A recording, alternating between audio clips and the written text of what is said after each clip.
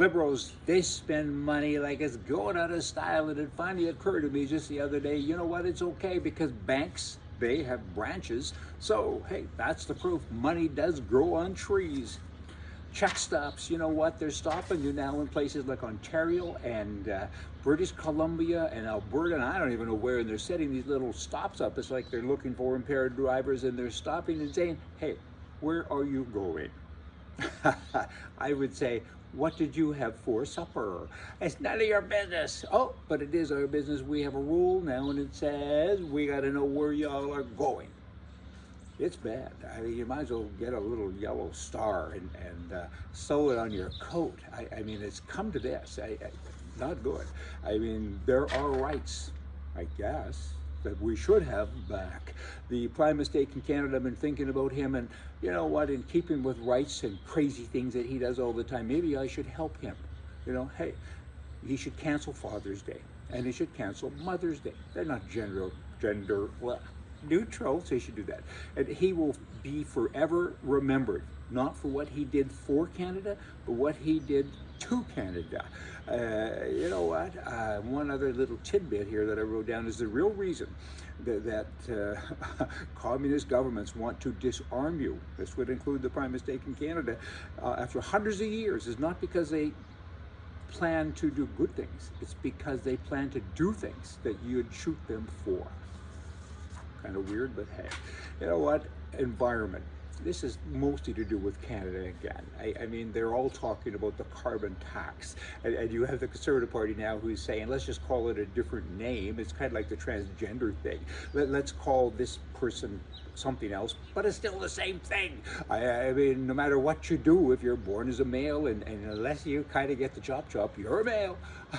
God, but they're saying with regard to carbon tax, if we name it something different, on and on. But you know what? There really is no environment strategy or benefit of a carbon tax, no matter what you call it. There really isn't. Taxing carbon to improve the climate is like taxing stupidity to improve a person's IQ. I mean, taxes must be reduced, not increased, no matter what you name it. Jeez. Then you got these communist people in New York, Ozayo Cortez or something, I don't know, and other members of that progressive squad, and they're saying, you know, people shouldn't have guns and defund police and all of this stuff. But while they're saying defund the police, guess what? They have spent tens of thousands of dollars on private security despite all of these things that they say. Well, of course they do. That's not even news anymore. It's in the news, and I'm telling you, not because it's something you don't know and reminding you what you already know, and you should deal with it. How do you deal with it? Think about it when you're in the voting booth, because you know what? It's just, if they, I don't know, they don't have any standards. If they did, it would be in a car. Well, and then you have the politicians of the left. They're always asking for opinions. They're always having meetings to decide when the next meeting is. But you know what? It doesn't matter what you say. It's a dictator thing. They listen. They don't listen. They don't hear. Maybe they listen. and then they do what they want anyway. They don't do what the majority wants, and they sometimes frame the questions in such a way that the answer isn't reflective of what they meant anyway. And cha-cha, and all dictators know best, right? Yes. That's what they think. Oh boy. Lastly, I got this for you. If a conservative doesn't like guns, he doesn't buy a gun. If a liberal doesn't like a gun, he wants all guns outlawed. If a conservative is a vegetarian, he doesn't eat meat. If a liberal is a vegetarian, he wants all meat products banned for everyone. I'm outside. There's noise in the background. Somebody's mowing the grass. Listen to me. Don't listen to the lawnmower. If a conservative is down and out, he thinks about how to better his situation. If a liberal is down and out, he wonders who's going to pay to take care of him. If a conservative doesn't like a talk show, he switches channels. Liberals demand that those they don't like be shut down so nobody can watch, right? If a conservative is a non-believer, he just doesn't go to church. If a liberal is a non-believer, he wants God's and Jesus' name removed from everything, silence it. If a conservative decides that he needs health care, he goes about shopping for it or may choose a job that provides it. A liberal demands that the rest of us pay for his.